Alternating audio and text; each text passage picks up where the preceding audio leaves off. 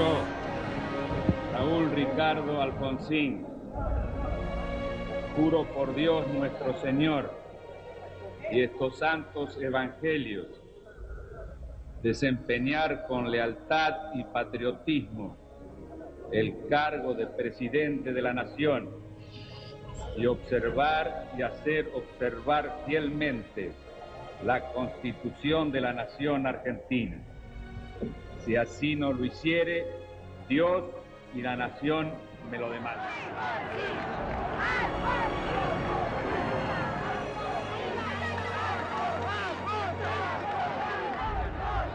Un líder democrático es aquel que es capaz de respetar el pensamiento de la gente, saber convocarla, saber organizarla y llevarla adelante detrás de objetivos que también tienen que ser democráticos y éticos.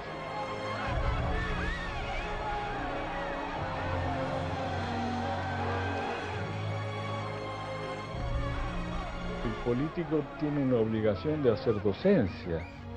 El político no puede ser un seguidor de encuestas, entonces decir lo que la gente piensa mayoritariamente, porque así queda bien. A mí me han preguntado esto a veces si estaba contento, alegre. No eran momentos de alegría. Satisfecho de haber triunfado, desde luego, pero no esa alegría. Mi sensación no era la alegría, sino la responsabilidad enorme que asumía.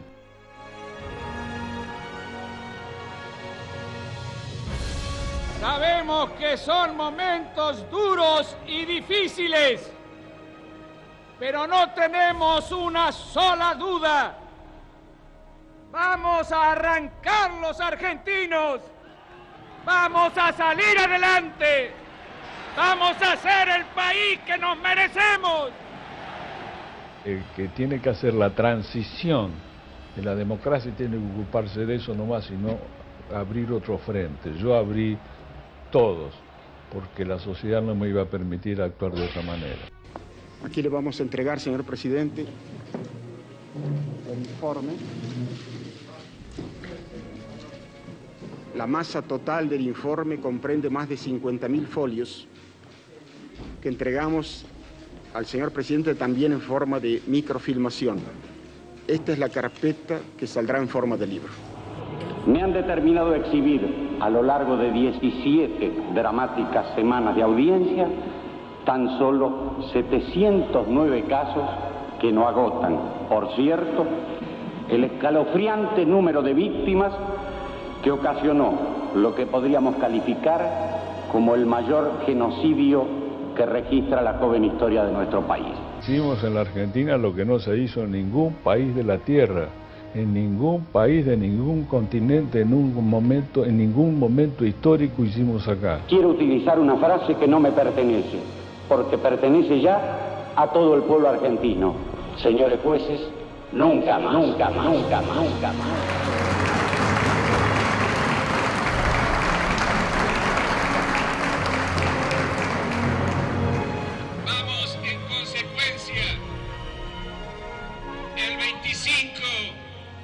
Los argentinos a afianzar nuestro futuro conjuntamente con otras naciones de América Latina. Hay una comunidad de origen, es cierto, pero a mí me parece que aún más importante es una comunidad de destino histórico que tenemos con los pueblos hermanos.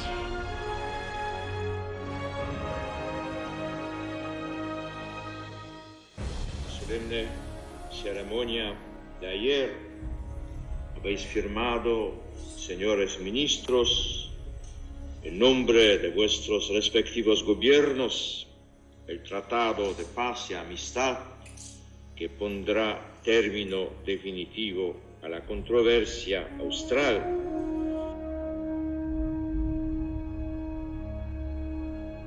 La derecha sabe perfectamente qué es lo que representamos y cómo queremos hacer y cómo queremos terminar con el neoliberalismo, con el mercado autorregulado, con todas estas formas que lesionan la autonomía de la gente y la posibilidad de vivir en democracia. Estoy convencido que a través del diálogo se podrán encontrar fórmulas de paz que, sobre la base del respeto al principio que hace al derecho consuetudinario americano de no intervención, nos dé la posibilidad de lograr el triunfo de las ideas de la democracia y del pluralismo de la democracia. Entonces, ellos saben entonces y se vuelcan contra nosotros ya desde otros ámbitos, ¿verdad? A través de opciones mediáticas que pueden ser muy importantes y de todas maneras posibles.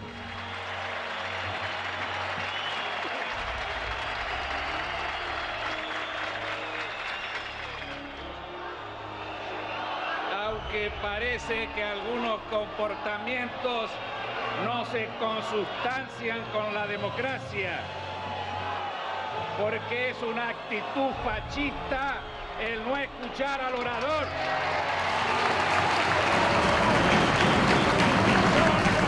¿Cuántos gallegos se han quedado en silencio cuando han venido acá a hablar en representación de la dictadura?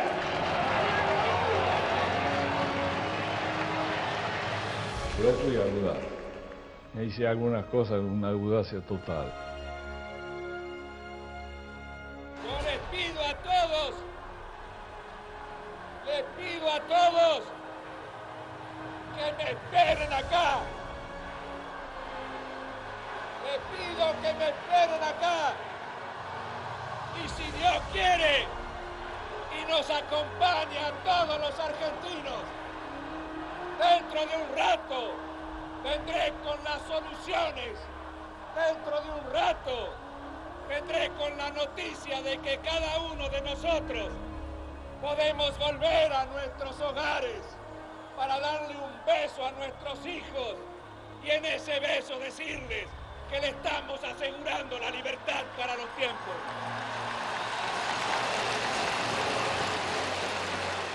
Me di cuenta de que para resguardar lo que más había buscado y lo que para aquello que me había votado la gente, que era la recuperación de la democracia, debía entregar el poder por encima de cualquier orgullo personal o cualquier dolor personal. Tenemos todos la enorme responsabilidad de asegurar hoy y para los tiempos la democracia y el respeto por la dignidad del hombre en la tierra argentina.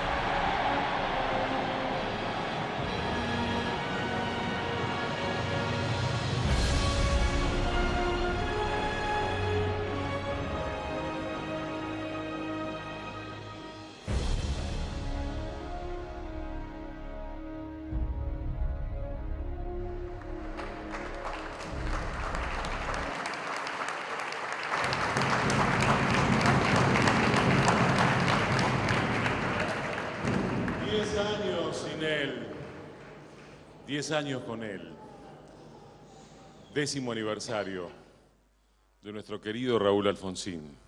Buenas noches a todos. ¿Cómo están? Desde la Cátedra Libre de Democracia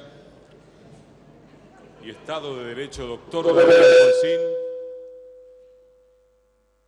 Raúl Alfonsín, les damos la bienvenida a este homenaje merecidísimo a este hombre que es actualidad, que no es historia, que está con nosotros, sigue vigente y además nos cuenta las cosas que todavía nos restan por hacer, que son un montón, muchísimas, las cosas que nos faltan, la deuda que tenemos con él y con toda la Argentina, con nuestro país. Tenemos que agradecer en esta oportunidad a todos aquellos que trabajaron para que ahora estemos todos acá, emocionados, porque mientras ustedes miraban el video, yo los miraba a ustedes y veía las sonrisas, las lágrimas, la emoción, porque hay muchos que se veían ahí, ¿no?, en los videos. Estaban ahí, construyendo junto con Raúl esta etapa de democracia que comenzó en el 83. Hay que agradecer especialmente a las personas sin cuyo aporte este acontecimiento no se habría realizado. al decano de la Facultad de Derecho, nuestra casa, mi casa de estudios también, el doctor Alberto Güeres, al Archivo General de la Nación, a Radio y Televisión Argentina, a Ricardo Nosiglia, a Marcelo Bassani, a Tíquitico Alfonsín, Mario Chela, Gonzalo Janín, Pablo Ciarlero, el equipo Bonplan, Pablo y Daniel Monzoncillo, Florencia Mourinho y a Marcelo Di Pascua.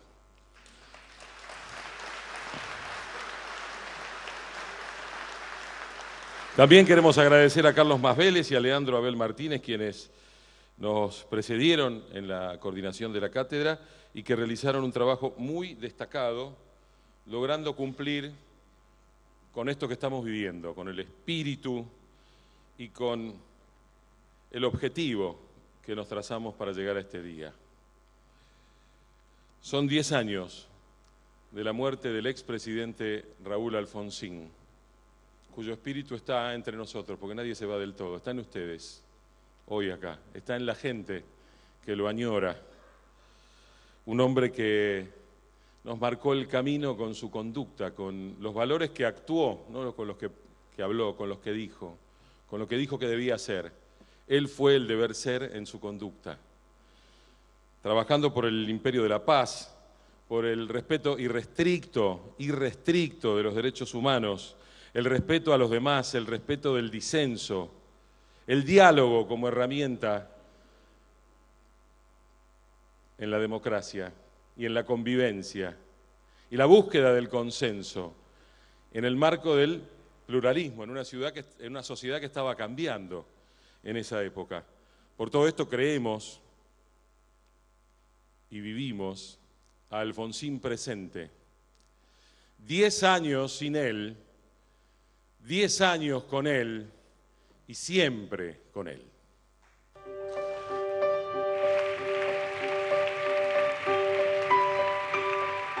Él dice que cuando hay un tema que es muy importante para una sociedad, el plebiscito por el sí o el no no es válido. ¿Por qué? Porque si hay tanta gente a favor y tanta gente en contra y se gana por un voto, va a haber también la mitad de la población en disconformidad con eso. Entonces lo que él planteaba es, hay que debatir, hay que discutir, hay que dialogar hasta que el consenso sea mucho mayor que 50-51. 50-51 para un tema trascendente fractura la sociedad. Entonces él proponía primero diálogo, primero debate, primero convencernos unos a los otros con argumentos y después sí ir a discutir democráticamente quién tiene una posición con mayor cantidad de votos, pero no al 50 y 50. Lo vimos el año pasado con lo del aborto, que empezó siendo una palabra prohibida, que no se decía, nadie decía la palabra aborto, y hoy no tenemos todavía la ley, pero tenemos la posibilidad de mencionarlo, de hablar de eso, de no tenerle miedo a los temas. Creo que eso también es muy de Alfonsín, no tenerle miedo a los temas, no tener miedo a hablar de algo. Por más que Alfonsín, con respecto al divorcio, él decía, bueno, para mi vida, para mi familia, para los que están cerca mío, no quiero el divorcio, pero sí me parece que es un debate que tiene que dar la sociedad y de hecho se abrió el debate y de hecho nos dejó una ley de divorcio. Me parece que eso fue trascendente también, ¿no? Esa manera de pensar no en función personal, no en función a creencias propias, sino en función al bienestar general, pensar como un estadista, básicamente era un estadista, ¿no? Ya cuando no era presidente, en la Convención del 94, oponerse a que introduzcan en la Constitución un artículo que hubiera impedido desde la Constitución el aborto y decir que eso no podía ser, que no tenía que estar en la Constitución, que eso lo tenían que discutir después los legisladores y ponerse de acuerdo. Me parece que eso es mirar al futuro, ¿no? Mirar más allá y decir, no, ¿por qué nosotros vamos a clausurar un debate acá que se tiene que dar en otro lado, ¿no?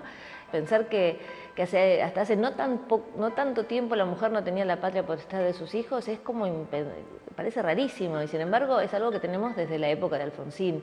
Entonces todas estas posibilidades de pensamiento, libertad de pensamiento, además de corresponder a una persona con mentalidad de estadista, pertenecen a una cabeza libre, a una cabeza moderna, a una cabeza que se permite pensar en disidencia. Y me parece que eso lo mantuvo a lo largo de toda su vida, hasta los últimos tiempos, ¿no? Uno a veces ve en algunos políticos y en algunos que no son políticos cómo sus pensamientos van envejeciendo con el tiempo. Y yo no noté eso en Alfonsín. Yo creo que su pensamiento no envejeció nunca. Es más, hoy lo lees y tiene un pensamiento mucho más moderno que muchos otros.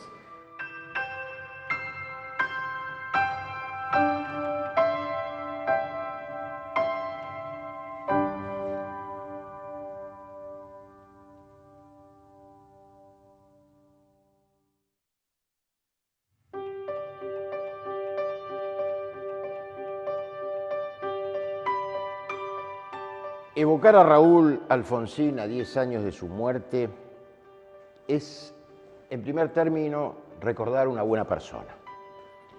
Pero, aparte de eso, por cierto, que su núcleo vital estaba muy puesto en la pasión política. Recuerdo que cuando tuvo el accidente en Río Negro, grave, murmuró: llegaremos tarde al acto. Esa es la pasión política. Esta es una característica que tenía Raúl Alfonsín.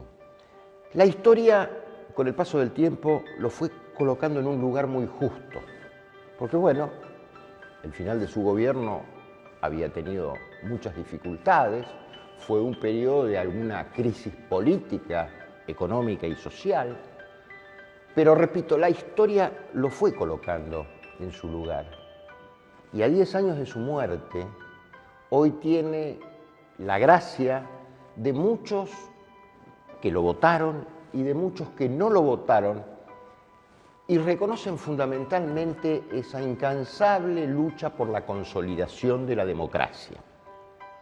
Consolidación de la democracia después del tiempo más oscuro, arbitrario, injusto que había pasado la Argentina.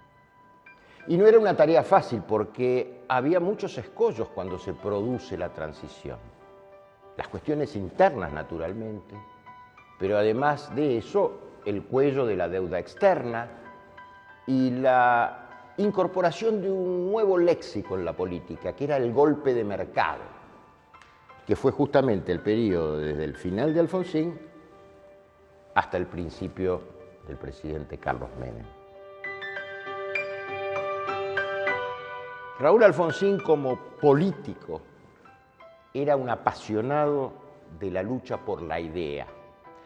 La política entendida como lucha no es lo que entienden algunos, sinónimo de guerra, sinónimo de división, sinónimo de enfrentamientos estériles que nos han costado mucho. Raúl Alfonsín pertenece a una generación que en parte comprendió el fenómeno de estos enfrentamientos. Por eso su apuesta era al consenso, al diálogo, al encuentro. Tiempo después lo acompañé a Antonio Cafiero al sepelio de Raúl Alfonsín. Y allí fue Antonio Cafiero el único peronista que fue invitado a hablar. Y en ese acto, con mucha sinceridad, Cafiero dijo: yo tuve dos maestros en la política. Uno fue el general Perón y el otro Raúl Alfonsín. ¿Cuánta falta nos hace, presidente Alfonsín, en estos tiempos su presencia?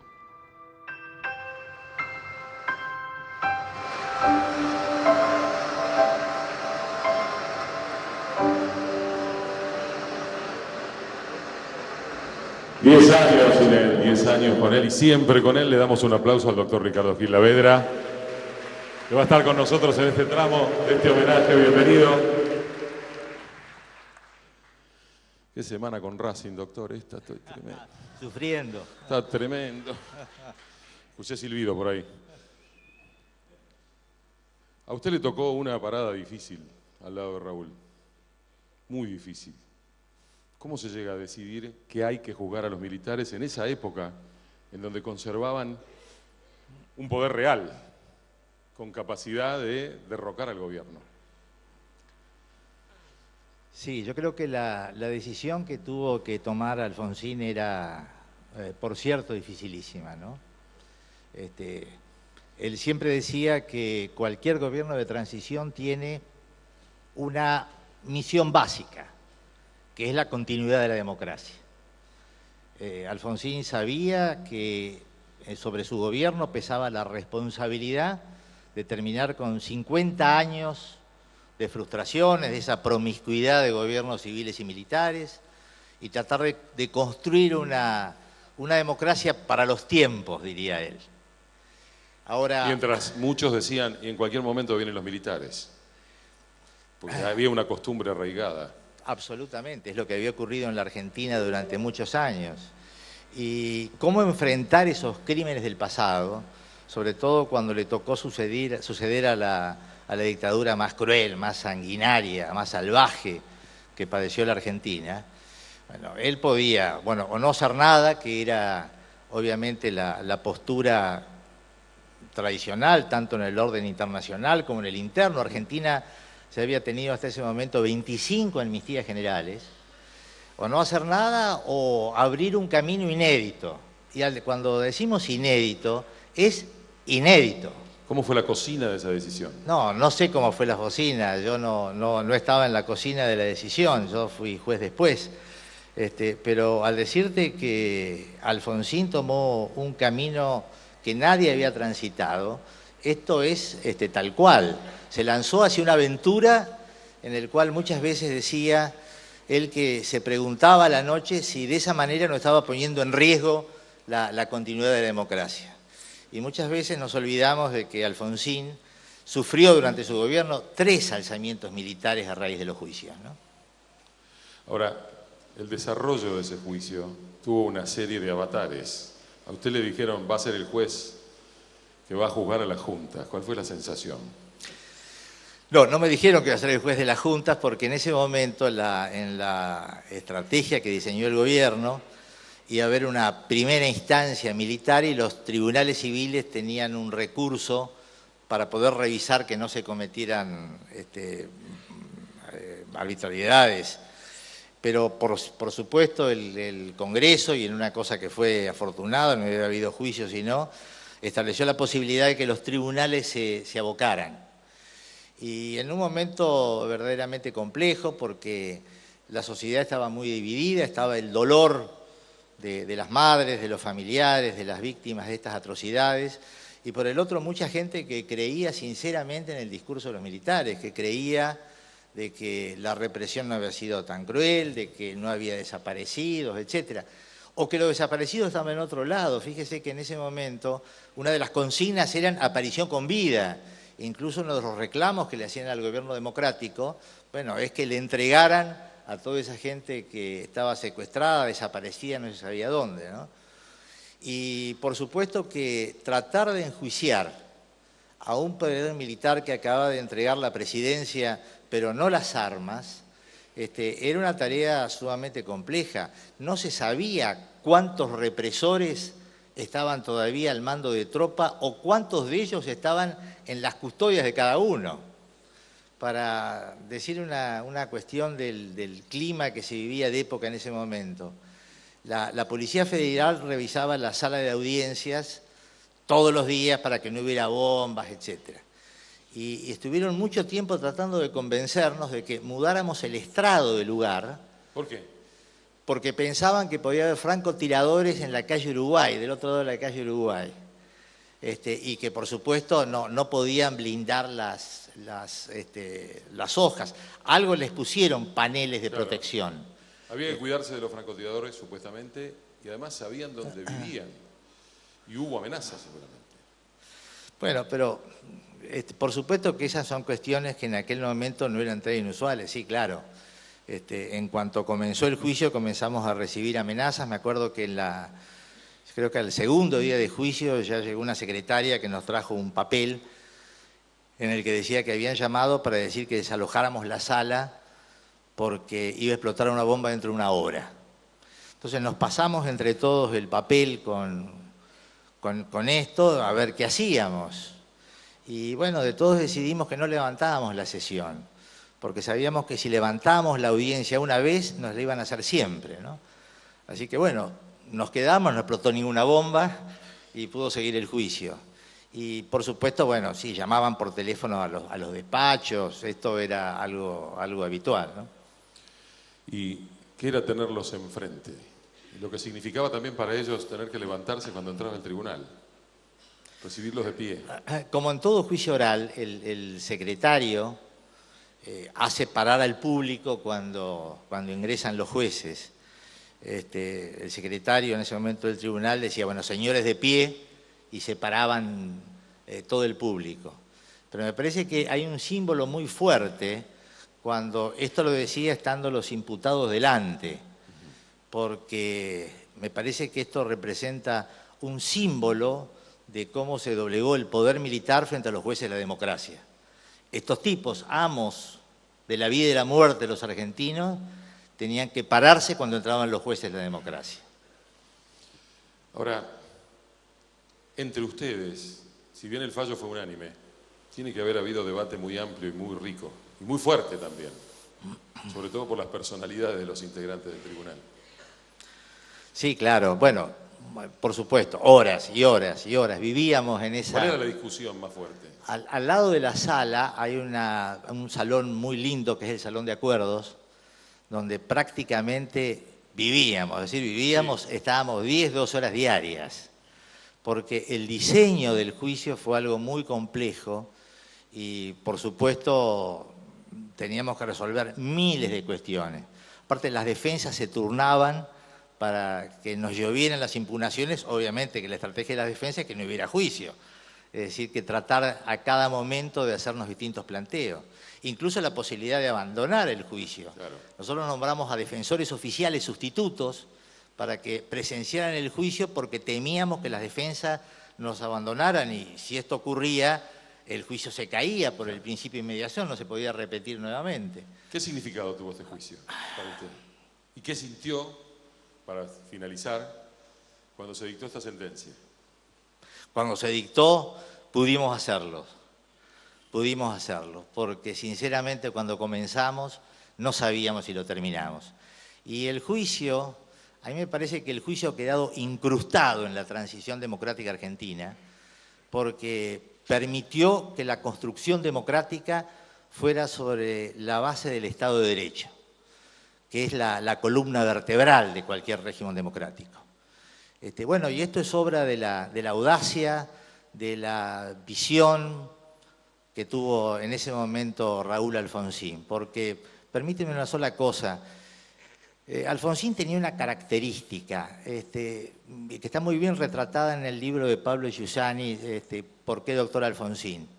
Era un hombre renuente a hablar del pasado, siempre miraba al futuro, es un hombre que siempre miraba más allá. Y en este caso, Alfonsín tuvo esa visión extraordinaria y que yo creo que todos los argentinos le tenemos que rendir un gran homenaje de que la democracia se construyera sobre la base de la verdad y la justicia. Por eso Alfonsín decía al comienzo que el político no tiene que seguir los focus group ni las encuestas, que el político hace docencia. Y yo creo que Raúl Alfonsín sigue haciendo docencia. Sigue haciendo docencia y que su legado es el mismo.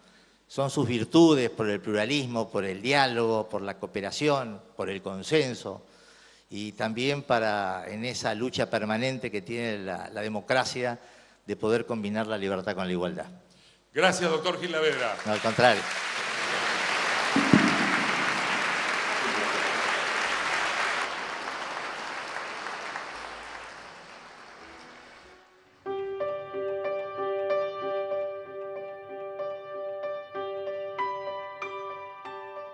Debo agradecerle todo lo que hizo para que el peronismo se democratizara, se renovara y se actualizara.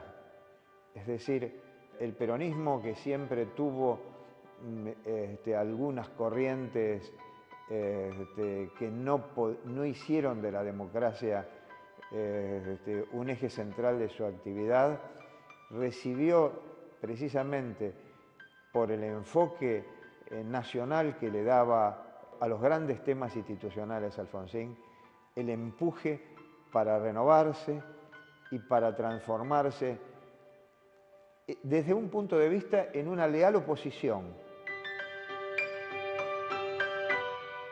El símbolo más evidente de esa continuación de su obra fue el trabajo que se hizo para la reforma de la Constitución Nacional, porque allí Alfonsín, que inauguró desde el Consejo para la Consolidación de la Democracia ese proceso, y los hombres del justicialismo que nos tocó intervenir, especialmente muy cercanos a Antonio Cafiero, que inició el proceso de diálogo y de construcción de los cimientos de la reforma del 94 para avanzar en las bases de una institucionalidad democrática.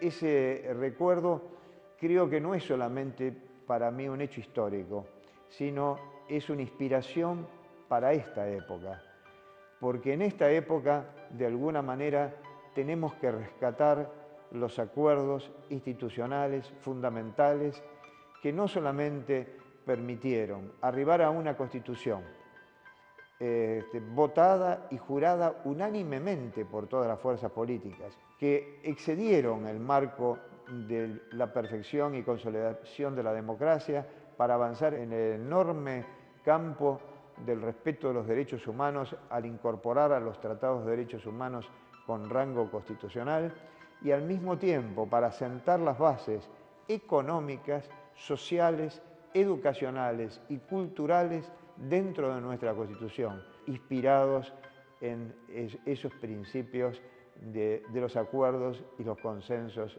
comunes.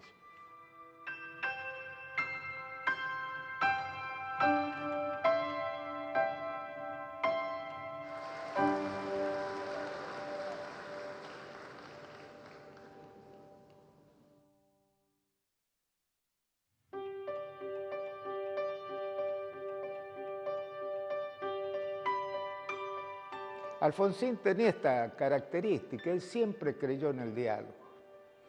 Y no me extraña que haya tenido esa virtud, porque el diálogo requiere comprender las ideas ajenas, tener humildad, tener tolerancia. Él siempre prefirió el diálogo para lograr el consenso o para racionalizar el disenso, lógico en una democracia.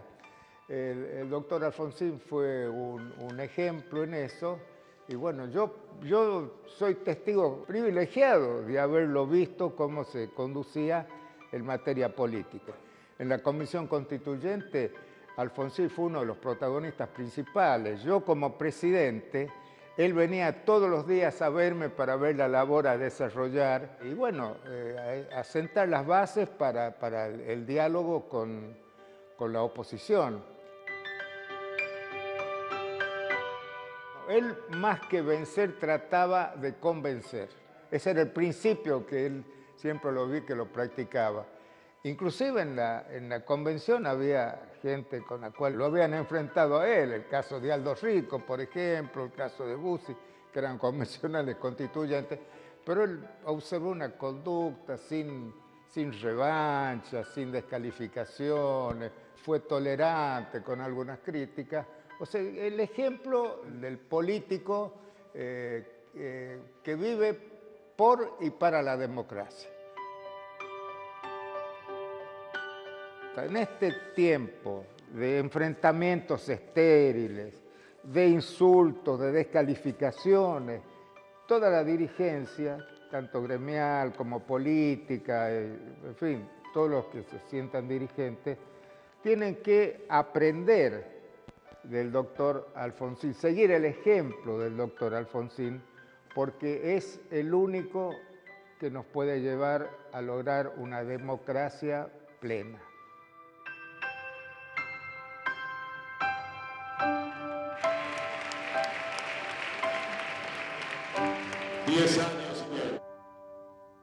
con él y siempre con él. Seguimos desde el aula magna de la Facultad de Derecho y vamos a seguir viendo este material que ha preparado la producción y antes de la charla con Graciela. El legado que para nosotros hoy los jóvenes radicales, que no sabemos vivir de otra manera más que en democracia, y eso se lo debemos a él, a su compromiso, a la importancia del diálogo, pero por sobre todas las cosas nos ha dado libertad, nos ha regalado sueños y mucho más que eso ha priorizado los intereses nacionales por sobre los intereses propios y también, ¿por qué no, partidarios? También entiendo que nuestro mayor compromiso es con la igualdad, es con la justicia, y eso también se lo debemos a él. También recuerdo una frase de Alfonsín que nos decía que si no hay diálogo era violencia. Me parece que en estos tiempos es cuando más tenemos que empezar a pensar en ese diálogo con todos los sectores de nuestra sociedad, porque también, como lo decía él, hoy tenemos una gran deuda con nuestra democracia, que a pesar de que ha pasado tiempo, parece que sus discursos fueran nuevos. Hoy hablamos de la importancia del rol de la mujer. Yo me acuerdo que cuando asumió, escuchando sus primeros discursos, nos hablaba como si fuese que estaría en estos tiempos, digo, hablando de la libertad de la mujer, de los derechos de todas nosotras. Así que vaya responsabilidad tenemos hoy, no solo los jóvenes radicales, sino todos los jóvenes de este país, porque también pienso que lo más importante que nos ha dejado es pensar en que esta democracia tiene que ser cuidada por todos los sectores políticos, por todas las banderías políticas, claramente que priorizando, como siempre, la lucha por la igualdad y la justicia. Interesarse por lo público, digo, esa vocación de servicio, quizás era el mejor legado. Y yo creo que ese es el legado que hoy los jóvenes radicales tienen. Porque yo no sé, hoy, joven, digo, peronista, radical, socialista, yo creo que ¿quién no sueña ser como él?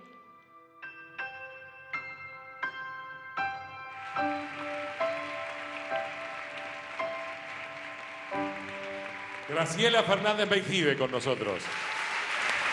¿Te puedo dar un beso? Gracias por venir a este homenaje a Raúl Alfonsín, a 10 años.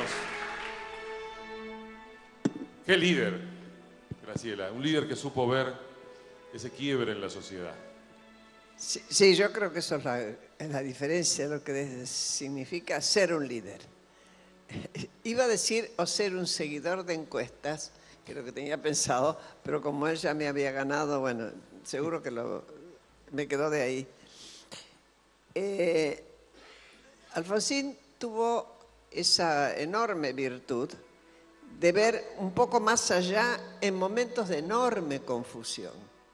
Porque hay que imaginar, sobre todo los más jóvenes, que no hemos vivido, nos hemos estremecido, lo que era salir de una dictadura por una guerra, además, con más sufrimiento, más pérdidas, pero que al mismo tiempo tenía el lado bueno de que nos permitía salir a la democracia y sin que los militares pudieran poner demasiadas condiciones, porque se habían derrotado prácticamente a sí mismos con esa aventura loca que Alfonsín entendió. Pocos políticos, yo creo que fueron él y me parece que Alzogaray, los únicos que dijeron esto es una aventura loca y que no se fue al sur a alimentar ese nacionalismo malvinista que hizo que se olvidaran que quienes conducían esa guerra eran dictadores que habían sido responsables de la muerte de tanta gente, incluso de más jóvenes. Era un hombre de paz, era un hombre de paz, constructor de paz. Era un hombre de la responsable y amante de lo que se llama la res pública, la cosa pública. Era muy fuerte en él eso y le iba creciendo, iba aprendiendo. Yo me acuerdo una vez, y lo comentábamos hace poco con Ricardo Mazzorín, que alguien, cuando lo vio alguna vez en un discurso, dijo, ese hombre, bueno, sí puede ser intendente de Chascomús. La pegó, ¿eh? Pero iba creciendo en la medida en que las circunstancias nos iban desafiando a todos. Algunos crecían y otros no. Él creció y él percibió, cuando se acabó la dictadura, que en la Argentina la sociedad había dicho basta de militares, una sociedad que, como ya bien se dijo acá, había tenido varios golpes y con apoyo social, incluso el del 76, y con amnistías a posteriores. Y él también percibió que ya no era tiempo de amnistías, que había que hacer algún tipo de investigación y algún tipo de justicia. Jamás nadie imaginó cuán profundo iba a llegar a ser todo por la densidad de la represión que hubo en ese momento, pero él tenía claro que eso era un corte. Y alguien dijo recién, y con razón, que miraba para adelante. Hannah Arendt dice que el pasado empuja al futuro y que uno puede ir de frente o de espaldas. Él fue de frente. Para él el pasado existía, pero para en el presente intentar entender qué venía en el futuro. Eso es un líder. Toma riesgos, se arriesga a equivocarse y crea una corriente. A él se lo seguía. Y lo que hizo, los 2 escalones que le puso a la democracia, que fueron la investigación de los crímenes de la dictadura y el enjuiciamiento, de los cuales ya se habló acá, marcó precisamente que era el Estado de Derecho, pero además ese recitado, que él mismo decía, ese rezo laico, que era el preámbulo de la Constitución. ¿De qué nos hablaba, Luis? Nos estaba hablando de una república institucionalizada. Cuando vos hoy decías al presentar, tenemos una deuda, y esa es la gran deuda. Las 2 grandes deudas que heredó Alfonsín y que hubiera heredado cualquiera que fuera el gobierno elegido, era una de sangre y la otra la deuda externa. Nosotros, corsi recorsi, ¿no? Cada tanto nos pasan esas cosas, no la dimensión de la deuda de sangre. Y encaró ambas situaciones. Y fue doloroso y fue difícil, y en un momento en que iba a haber resistencias del lado de aquellos que no querían que se les tocara el territorio y que habían apostado a que no iba a ganar Alfonsín. Habían apostado a que iban a ser amnistiados. Esto hay que imaginarlo en ese momento porque es casi una escena de teatro. Sí, pero más allá de la confianza que se tenían en eso, desafiaron permanentemente al orden constitucional. Desde luego. Y tenían la posibilidad de Es más, cuando los militares vieron que lo que estaba haciendo la CONADEP era no correr más a buscar desaparecidos con informes falsos porque sabíamos que estaban muertos y en cambio buscar al desaparecedor para que nos dijera qué había pasado con los desaparecidos, ahí empezaron las amenazas en serio y empezaron a robarnos material en la CONADEP, etcétera, etcétera. Porque si no, todo parecía como si, y no era como si, fue en serio. Ahora, usted tuvo una relación especial con él. De amor y odio. Así nomás. Así nomás. ¿Cómo se producía esto? Bueno, porque cuando Alfonsín empezó su campaña, no se olviden que él ya planteaba los 3 niveles de responsabilidad. Ya planteaba el tema de la obediencia debida. Y nosotros queríamos que todos fueran enjuiciados. Ya ahí había una tensión. Al punto que en su momento me ofrecieron ingresar en el Consejo por la Democracia, y yo no entré porque yo sabía que iba a terminar peleándome con Alfonsín, a pesar de haberlo votado. Porque teníamos esa contradicción en tanto y en cuanto quienes representábamos a las víctimas, padres, madres, hermanos, que representábamos a los desaparecidos, teníamos obligación de pedir el 200%, porque sabíamos que solo íbamos a conseguir una parte, a lo mejor el 5%, pensábamos. Yo creo que fue más, fue bastante más. Un nieto mío hace poco decía, sí, mi abuela ayudó bastante a acercarnos a un poco de la verdad. Todo relativo, lógico. Y tenía razón, siempre es un poco de... Pero lo notable de Alfonsín, para mí, es que cuando él imaginó la salida democrática, la recuperación de la libertad, la obtención de la paz y todo lo demás, entendió también que con que Argentina lo lograra no alcanzaba. Estábamos rodeados de dictaduras, si ustedes se acuerdan.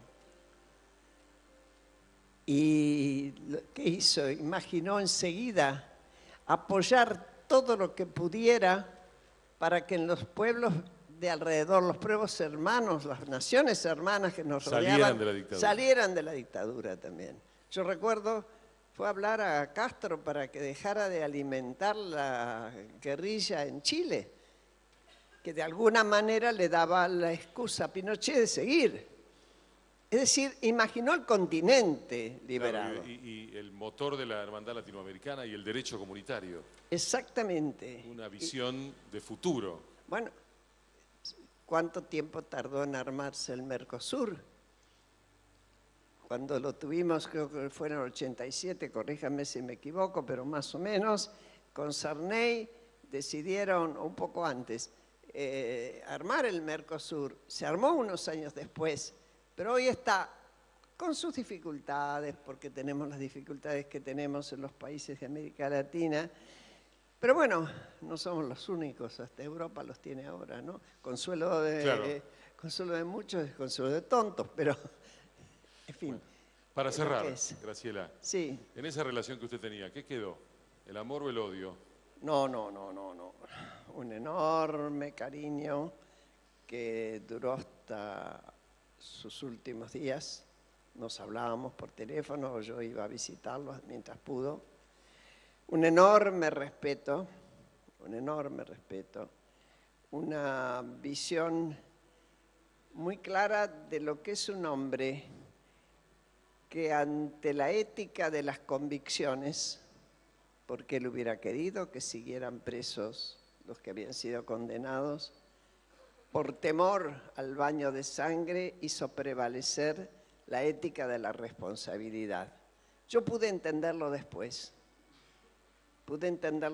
Cuando ingresé en la política partidaria. Al principio no, pero ahí lo comprendí, lo admiré, lo quise, lo quiero mucho. Él me decía pendeja porque tenía 5 años menos que él. ¿Se imaginan? ¿No? 2 viejos chotos.